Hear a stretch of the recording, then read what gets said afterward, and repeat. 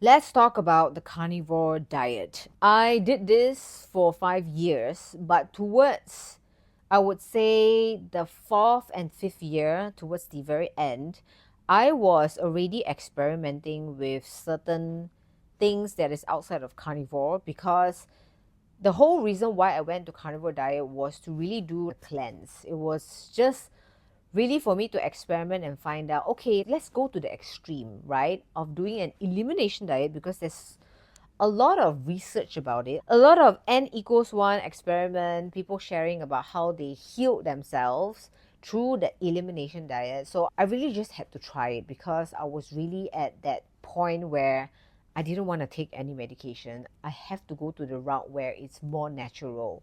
And I thought, of course, that was the right thing to do. So it was really literally overnight. I decided that I'm just going to cut out everything and just eat meat only. But back then, I was still incorporating seafood because I love salmon. I love sashimi, Japanese food.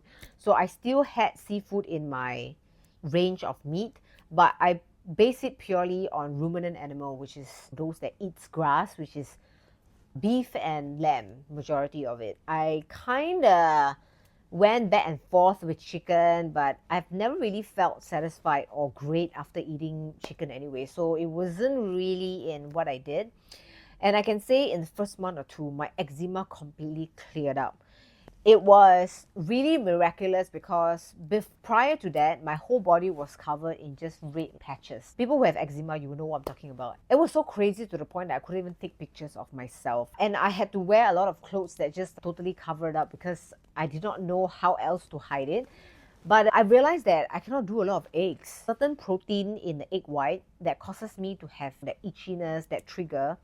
So even though eggs are part of carnivore diet, I realized that I'm one of those people who probably wrecked my gut because of Accutane. Therefore, I cannot digest egg as a normal person. I have to go through elimination diet for a while in order to build back my gut to make it better again like it was before Accutane. So I think just fast forward, all the benefits that I got from the carnivore diet was exactly what most people would have researched or heard of, which is mental clarity. You get a different kind of energy and you feel very light throughout the day. You don't feel like that sluggish, after you have a meal and then you feel heavy and that brain fog, feeling sleepy because there's no carbs. You're not running on glucose. I think I became quite keto adapted, that it was a lot of mental clarity. I had a lot of energy at the gym. But I think I pushed myself too much at the gym because of that newfound energy. And I didn't drop further body fat, but I was really building muscle. I kind of look a little bit like putting on good weight. I just look healthier in general. But I think doing the carnivore diet, one of the greatest mistake that one can make is you think that you eat enough, but you are never eating enough because protein is very satiating. And especially when you come from a place where you need to heal a lot. There are those people that have this like bottomless pit. They can eat so much meat and they still not feel hungry. It's because the body is just starved for nutrients. And yeah, I didn't have any digestive issues, but I think what I'm trying to share with you guys is that things change, right? Your lifestyle change, stress level can impact, certain changes in your life can impact how your body is going to react. I think we are just very blessed with being human is because we are very much always in situation where we're being tested about what is the learning point of this experience. And so for me was, I thought that wow, carnivore diet is the thing, but I know that in the back of my head it's not very normal. Like I should be able to be tolerating things like fruits. It's from nature. There's certain foods like vegetable that I truly miss too. I still couldn't wrap my head around the fact that like I can't eat those things. That's weird. So I think it reached a point where it was like around my fourth year, fifth year of being really just strict on carnivore, right? I started experimenting with pumpkin, organic avocado, just trying to go out from carnivore and going back into keto, right? Bit by bit. And I must say that the whole experiment has really been eye-opening because I've done a lot of things, but there was something that I was completely missing in terms of getting myself to a higher level of my health. I know those of you who are already doing carnivore, you might be questioning like, why are you like doing something different when things are working well for you? I think in the first 2 years I was great, but it was around like the third or fourth year that I started realizing that my energy level is not as there as before. My vitamin D is severely low when I did my blood test. I didn't really care about cholesterol level because I know my triglycerides has always been very low in terms of, if you know about that, you know that everything is fine when your cholesterol could be very high, but your triglycerides is low, you are doing something right. But something that was not right was the fact that my vitamin D is extremely low and it started impacting my skin again. At one point of time, I was actually losing chunks of my hair because I wasn't eating enough on a carnivore diet. I wasn't consciously trying to up the fats because when you don't do carbs, you have no source of energy. And you expect your body to tap into your own body fats as energy.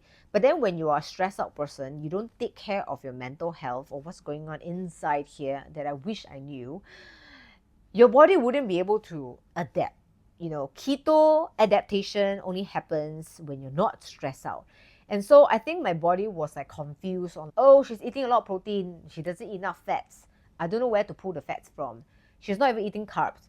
So it was like that deprivation that caused way more hormonal imbalance than I thought. Oh, and forgot to mention, my thyroid levels were also quite low. And then when I was seeking advice from all the carnivore experts out there, they were saying that, oh, this is very normal on a carnivore diet. Your thyroid levels, if it's low, you don't really have a lot of symptoms, it's fine. I think I kind of wish I did things differently back then. That was already indicator that I need to fix my energy. That, I cannot just go with my willpower. This is what I mean by sometimes your strength can become your weakness. My strength is willpower and determination, but that also didn't allow me to be very aware of my physical needs of, hey, your body is trying to send you a signal, you have to do something about it. So that actually led to like my hair thinning, and it was just signs of, me not providing enough energy to my body. And as a woman, if you don't take care of that, you will see how your cycle is going to mess you up. My cycle was still regular, so I didn't think that anything was wrong. But I think what I wish I knew earlier, and this is an advice for you guys out there who maybe find a little bit of similarity or resonated with my journey, is the advice that I can give you if you have already not done this. When you have signs like that, fatigue, hair loss, you just don't feel your max, even though you're doing everything right that is according to what the experts are saying, go and bloody do your blood tests. And even for women, do the Dutch test as well. It's the saliva test and your urine test where you find out your hormone fluctuation throughout the day. That's something that has changed the way I see things now and has empowered me to take a lot of action and strategize in terms of getting my health back to its optimum level. So in part 3 or 4, I will share more about how I did that.